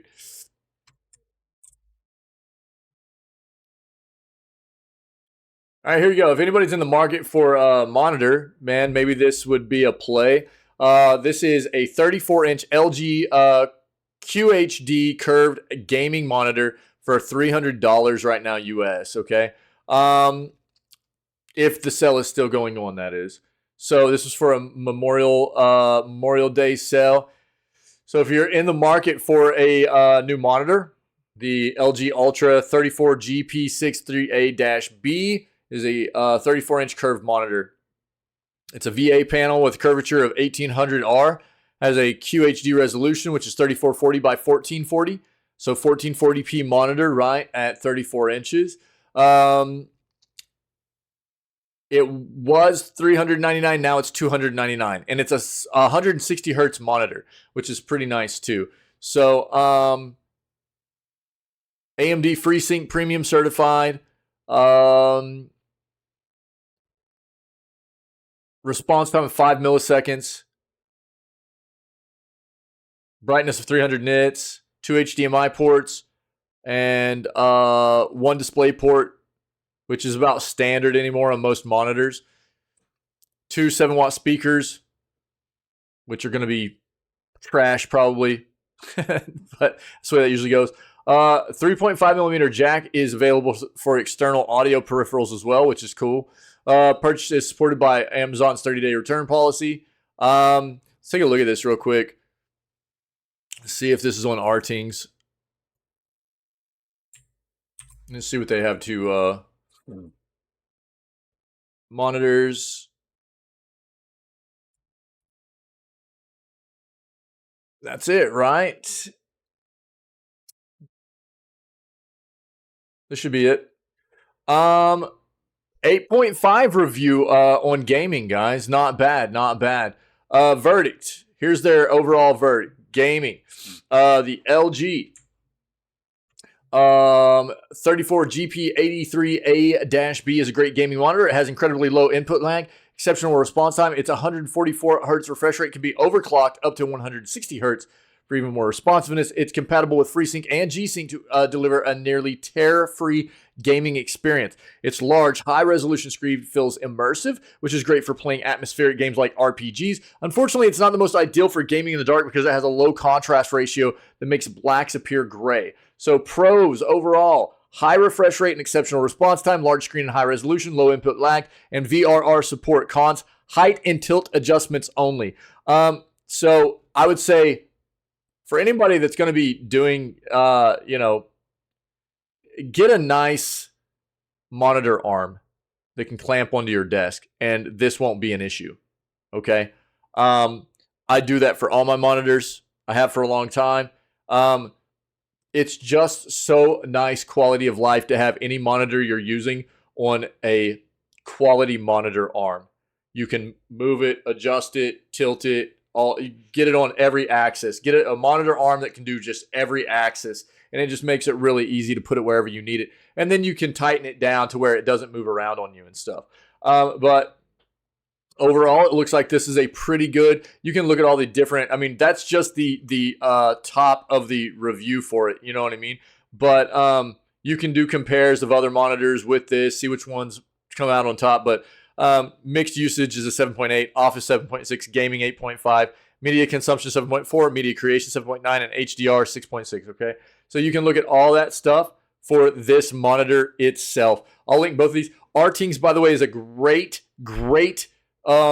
site that I use quite often to look up reviews for certain tech things, and monitors are one that they do extensive testing on, and they break all this stuff down for a lot of the you can go all the way down in here. They do videos for the review process, the test results, category, style, build quality, ergonomics, stand, display, controls, what's in the box. They do all kinds of stuff on here. So I'll just link straight to this monitor. I'll also link this site in case you guys are interested in this monitor. Okay, $100 off, not bad. Seems like a pretty decent buy right there. Yeah.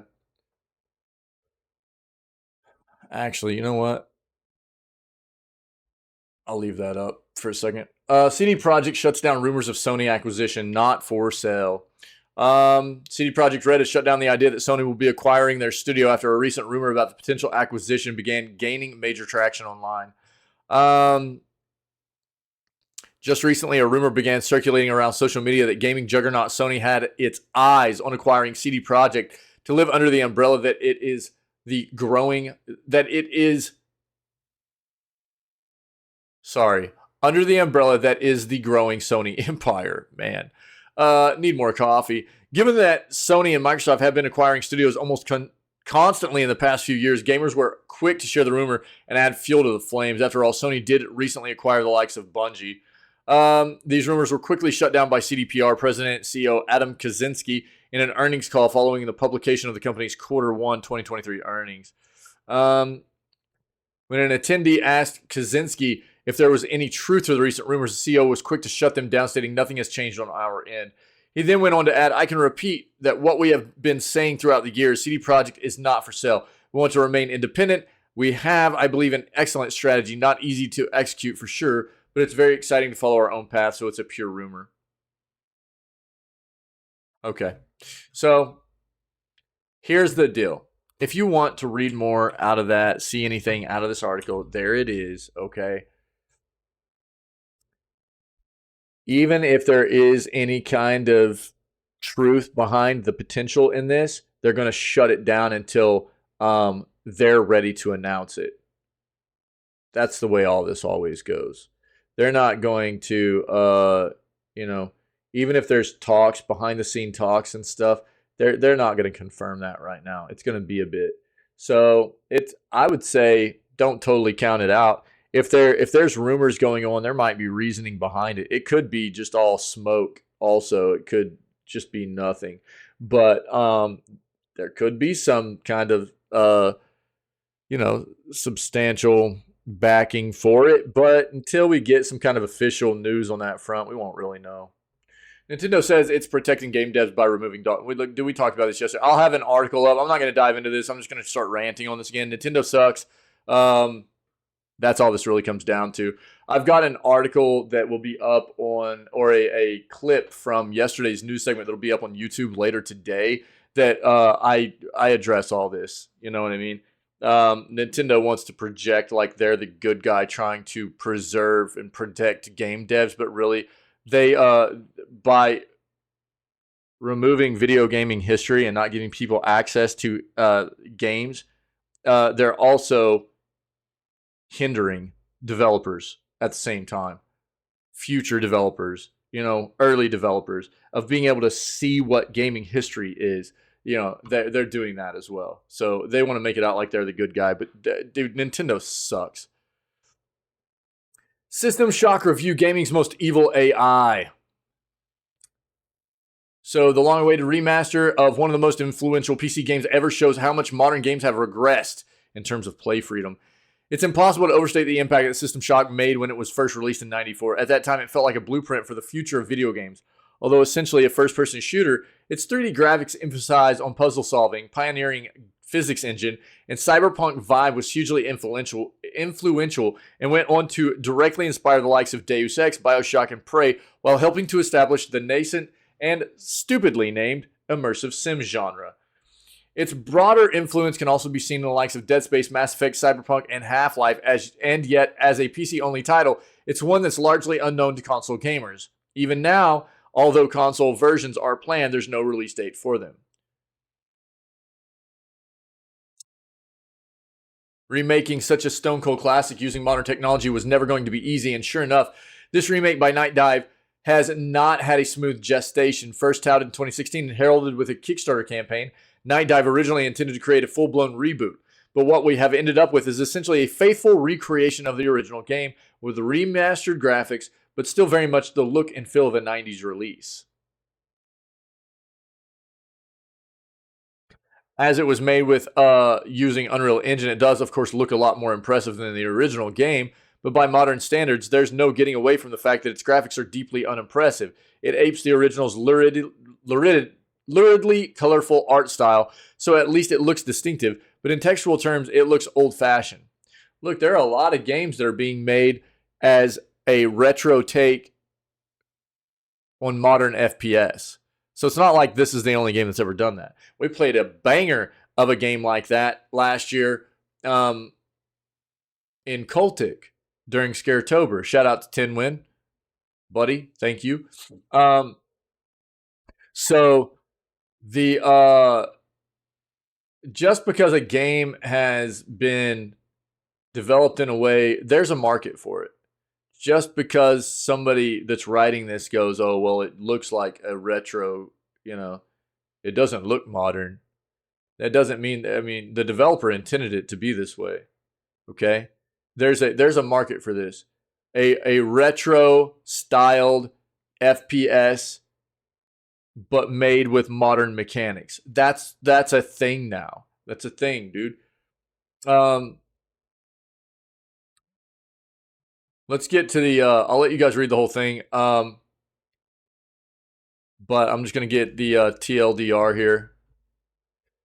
System Shock review summary.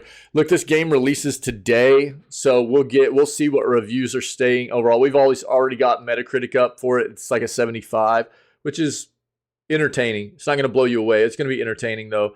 There's like, roughly 30 critic reviews already, and it's averaging at 75 on Metacritic. That's entertaining. It's an entertaining game. It's not going to be mind-blowing. It's entertaining, though. In short, not the high-end remake that some fans would have been hoping for, but even as a, at times, too faithful remaster, this is a fascinating second look at one of the gaming's great unsung heroes. Pros: varied freeform gameplay that feels far less linear and restrictive than most modern games. Satisfying challenge, hugely atmospheric, and with a great story and villain. Cons: unimpressive graphics and textures. It's going to be...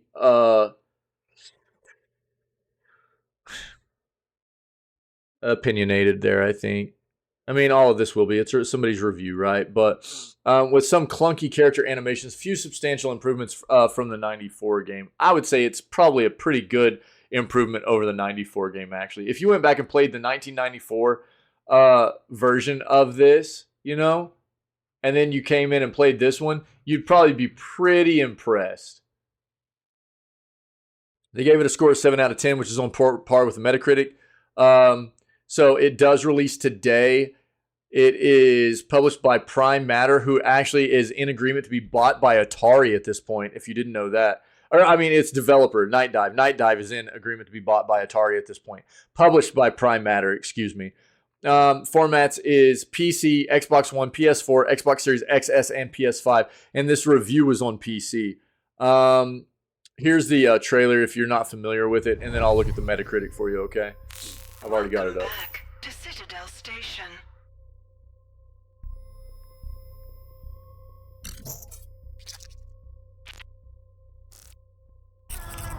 Make yourself comfortable, hacker. Stay. So look, I'm sorry, but the 1994 version of this game does not look like this, dude.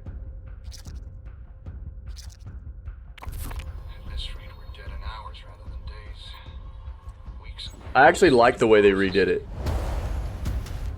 It's got like, it's like a modern take on the old game, you know what I mean? It's kind of cool.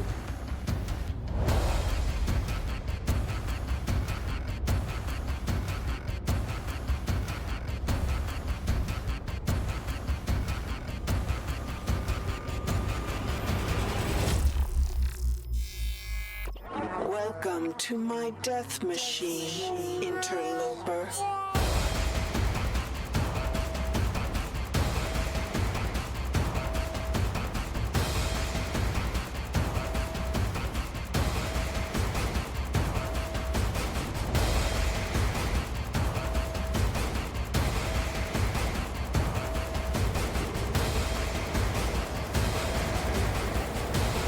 a little bit loud.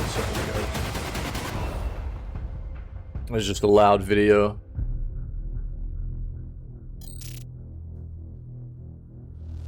System shock. All right. So if you want this article, link that. And here's the Metacritic right now. So again, there are no user reviews yet because Metacritic always waits for a full day after release before users can put reviews up. But they've already got 38, almost 40, approaching 40 critic reviews, and it's at an average of a 75, which is decent. It's decent.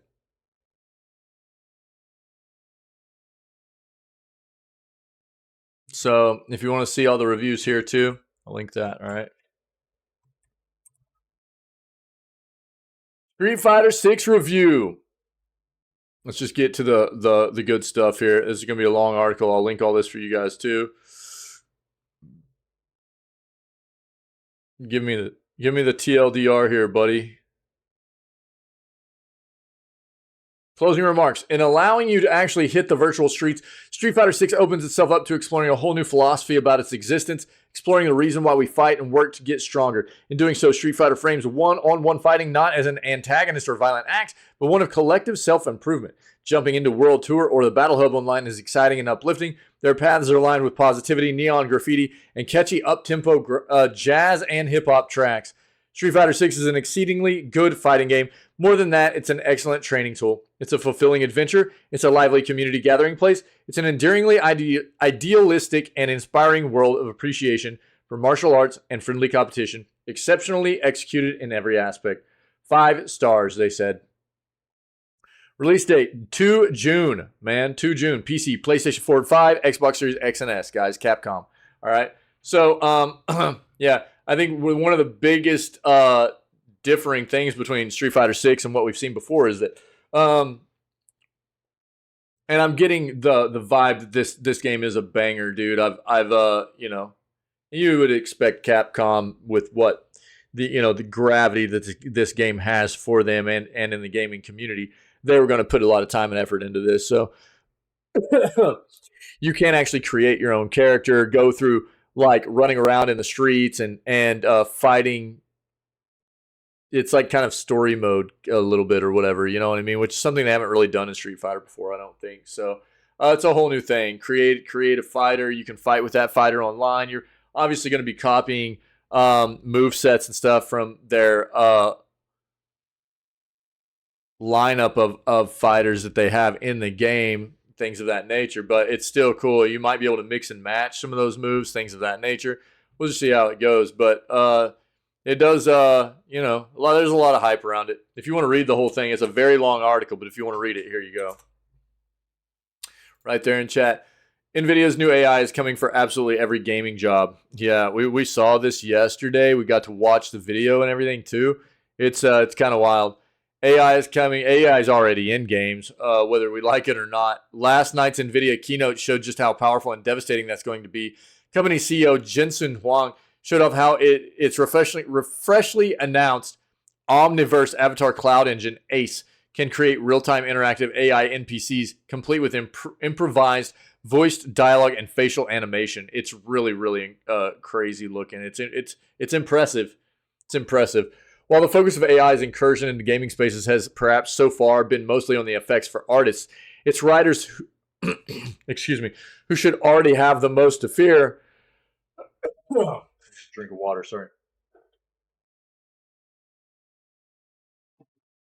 Areas like NPC dialogue and quest text in games will often be AI written in the near future, despite the potential fury and protest that will come in its wake. It's already happening and will appear in games released as soon as this year. But NVIDIA's reveal last night suggests that the consequences could be farther reaching than already realized, soon also replacing voice actors, animators, lighting teams, the lot. It's a suite of real-time solutions, NVIDIA's ACE is, for in-game avatars using AI to create characters who can respond to unique player interaction, in-character voiced, and with facial expressions and lip syncing to match. To see it in action, or at least in purported action, we have no way of verifying the footage the company played during. That's true. Take a look at this. Yeah, we watched it yesterday, but I'll play it for you again. Here, take a look. We used AI to render this scene. We're going to also use AI to bring it alive. Today we're announcing NVIDIA ACE Avatar Cloud Engine that is designed for animating to bringing a digital avatar to life. It has several characteristics, several capabilities: speech recognition, text-to-speech, natural language understanding, basically a large language model, and using the sound that you will be generating with your voice, animate the face. And using the sound and the expression that you're saying. No captions available, sorry guys. All of this is completely trained by AI. We have a service that includes pre-trained models that you can come, developers can come and modify and enhance for your own application, for your own story, because every game has a AI is getting crazy. And then you can deploy it in the cloud or deploy it on your device. It's here, baby. Has a great back end, has a TensorRT. Gonna be taking over. Deep learning optimizing compiler, and you could deploy it on NVIDIA GPUs as well as output Onyx and industry standard back end so that you can run it on any device. Let's take a look at this scene in just a second, but let me first tell you about it. It is completely rendered with ray tracing. Notice the beautiful lights. So many different lights, and all of the different lights are projecting light from that source. So you have all kinds of direct lights. You have global illumination. You're going to see incredibly beautiful shadows and physics simulation. And notice the character, the beautiful rendering of the character. Everything is done in Unreal Engine 5. We partnered with a avatar framework, an avatar tool maker called ConvAI. And together, we developed this demo you're about to see. Okay, run it, please.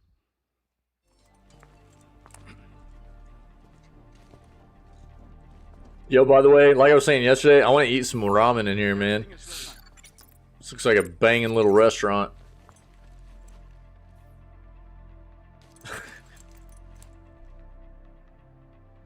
Hey, Jen. How are you? Unfortunately, not so good. How come? I am worried about the crime around here. It's gotten bad lately. My ramen shop got caught in the crossfire. So supposedly this is AI just responding to a person that the powerful crime lord Kuman Aoki speaking in game. Causing all sorts of chaos in the city. He may be the root of this violence. I'll talk to him. Where can I find him? I have heard he hangs out in the underground fight clubs on the city's east side. Try there. Okay, I'll go. Be careful, Kai. None of that conversation was Supposedly. We gave that AI, this Jin AI character, a backstory. His story about his ramen shop and the story of this. Pretty wild, man. And all you have to do is go up and. So I'll let you guys watch the rest of that if you want, or any more of that. What you're seeing here is an in-game character responding in real time to words the player says out loud, right? Uniquely to how they phrase the question with bespoke dialogue and animation, the character has a backstory and a mission it's compelled to impart. But beyond that, the rest is improvisation based on the words the player says to it. This is the most immediately obvious use of chat GPT-like AI as we currently understand it, which is essentially a predictive text model writ large. It's ideal for creating characters able to say coherent, relevant conversational dialogue based on inputs. Now, there are two very obvious issues to mention straight away. The first being how awful and flat the character's performance is in this clip. But remember, this is the first iteration of this tech, and then put in it in the context of how, until about 10 minutes ago, computer-generated voices all sounded like Stephen Hawking. This will advance fast as AI models better learn to simulate the finer nuances of human speech. Second issue is that absolutely no one playing a game like this would stick to the script as happens in this clip. In fact, the first thing just about everyone would say to an NPC would be something about banging. For reference, see all text adventure players ever in the early 1980s. It's going to be the most difficult aspect for gamers to overcome. It's not like everybody will do it. There are people that actually want to immerse themselves in the game and don't want to, dive too far off the, what the narrative should be. So there will be people that want to immerse but a lot of people, yeah, they're going to try to see how far they can push this AI into getting like off context, right? But they put up barriers to try to keep the AI from getting into things like that. Application of the tech is going to be viewed as far less important in the face of just how many jobs Ace is looking to replace. Wang so nonchalantly mentions how the AI is not only providing the words and voice, but is doing the animation too. This is in the wake of his previously explaining how AI is being used to generate the lighting in the scene, and indeed improve the processing power of the graphics technology that's creating it all. There is no version of reality where this doesn't see a huge number of people in games development losing jobs, albeit most likely those who haven't gotten said jobs yet. Why hire new animators for your project when the AI will do it for you? Backed up by the dwindling team you've already got? Who's going to look for new lighting experts when there's a lighting expert living inside your software, let alone the writers who currently generate all the dialogue you currently skip past? This isn't futuristic stuff to concern yourselves with somewhere down the line. It already exists. It's going to be appearing in games that release this year. With the announcement of Ace, this is all going to be exacerbated a lot faster than perhaps anyone was expecting. For game studios, this is great news. The potential for such technology is incredible. Games that are currently only achievable by teams of hundreds will become realistically achieved by teams of tens, even individuals. We as players will soon be playing games where we can genuinely roleplay, talk directly to in-game characters in ways the likes of Douglas Adams fantasized about and failed to achieve 40 years ago. When it comes to specialist jobs in the industry, it's going to be carnage. And this will happen, as certainly as automated textile equipment makes all our clothes. This is what we do, man. This is what we've always done in the evolution of, what we do with creating technology. Implementation of new technology is always been a way of making things happen more efficiently, faster, and without as much need for human interaction. Right? So, whether you want to go back to, how in the early days, back whenever farming was like what everybody did, and the ways that we just the human race engineered and created technology to overtake a lot of that process, right? To make things much easier, and it made things more efficient and more fast, and it reduced the need for as much human interaction on that front, in a lot of different ways in various areas of farming. All the way from then up until now, we continue to do it. We continue to evolve. We continue to find ways to incorporate technology that makes things faster and more efficient and less need for human interaction. And this is another one of those, right? And there's going to be an outcry, like there always is. There's an outcry for the fact that we're replacing humans and we're taking away jobs, and it's inevitable. I don't think there's any way around it. It's just, it is what it is. It's here. It's done. And we're just going to have to deal with the consequences of smart people coming up with ways to make things more, streamlined for getting things done. That's the way it is, man. If you need more out of it, here it is. But now, don't get me wrong. And I'll say this again. I stated this previously. Incorporating certain aspects of AI in gaming projects, I feel, is what's needed. You still need that human aspects to it. I don't think that there's, you can't just get rid of it. And to be feeding AI into projects without having a huge amount of uniquely crafted assets for each project for the AI to work off of and build off of, I think is, that's the way it needs to be done. You still need to have that human aspect come in. If you're going to be creating AI generated art, the AI generated art needs to be based off of the uniquely created assets that humans are making, specifically for that project, uniquely for that project as a table of assets or whatever, and then let the AI go wild or whatever, and mash up whatever it needs to off of that. Same can be said for any of it, any of the digital design and the level design or whatever. You're going to have people create assets and for the project itself, and then let AI assist in that and make it more efficient and procedurally generated off of AI implementation, but you need to, in my opinion, have unique assets for that specific project for it to build off of. So that's my take on it. Last article I have for the day. Shout out to our buddy Mr. Lil Bat for bringing this to my attention. I hadn't seen this yet, but this is the last article I have. If anybody has anything to add, let me know and we'll address it before we move on to day 5 of V Rising, baby. BioShock 4's development is going through hell, it's claimed. Now, this is not BioShock 4. This is a different game coming out that is from former BioShock developers. What is the name of that? They didn't even... I can't remember the name of this game right now. But on Twitter, a leaker has posted what seems to be an expansive expose on the state of BioShock 4, claiming that for a while now the game has been firmly rooted in development hell. It was alleged that the project has been rebooted 4 times. Studio boasts inexperienced employees, and poor management has led to the project crumbling at its very foundations. It has been more than 10 years since the last BioShock game, Infinite, was released. That was a successful enough title. It was fine. It was not the same as BioShock 1 and 2, in my opinion. Receiving critical acclaim and positive reviews across the board, but since then, franchise has been plunged into darkness. It was generally assumed that BioShock 4 was in development behind closed doors, but the latest leak suggests that it may be suffering so badly that it might never be released. I know a lot of people liked Infinite a lot. For me, it just wasn't on par with the first 2. In the Twitter thread posted by user OopsLeaks, it was explained that the BioShock 4 project, otherwise referred to as BioShock Isolation, was rebooted in the summer of 2022 for the 4th time.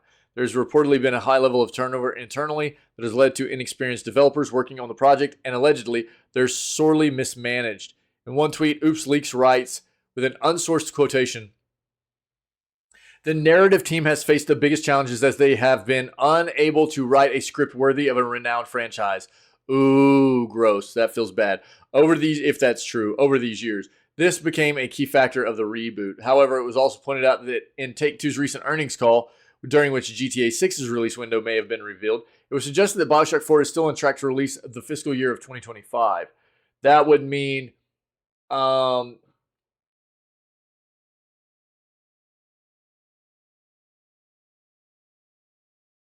fiscal year 2025 would be April 1st of 2025 through March 31st of 2026. I think is what that should be. I guess if I would have just kept reading, that means it could drop anywhere from April 2025 to March of 2026. Ultimately, there have been no solid updates, and all we see is the employee churn and the leaks emerging of reboots, difficulties in development, and a lack of any kind of actual tangible product. As a fan of the BioShock franchise, I'm personally remaining optimistic that something will be revealed in the next year or so. Until then, we can all make do with Judas. Yes, that's what this is, Judas. Yes. An upcoming FPS headed up by Ken Levine, who worked previously on BioShock and BioShock Infinite, that will be released at some point on PS5, Xbox Series XS, and PC. So yeah, we've seen. When did we see this? Was at the showcase. I think this was the Xbox showcase at the end of January, where we saw the Judas Judas kind of showcased that with the trailer. But yeah, it looks very BioShock. It does. If you didn't know, you can take a look at that. Okay.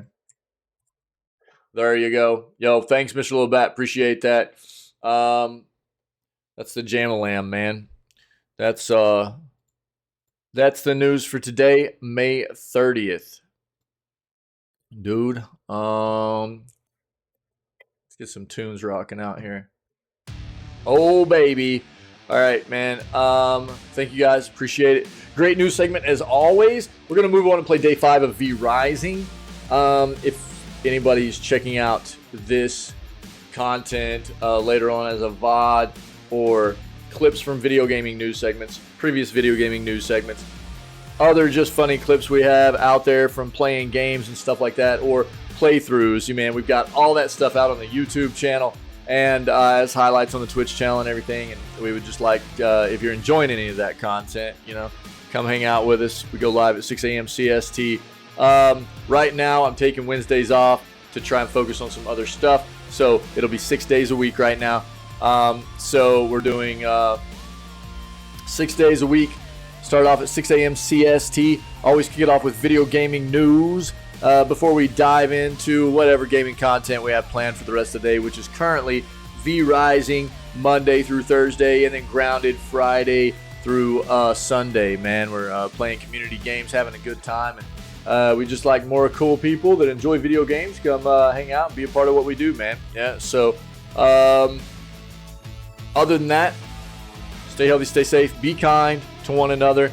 And we will catch everybody for our next video gaming news segment, which will pop off on Thursday for June 1st. All right.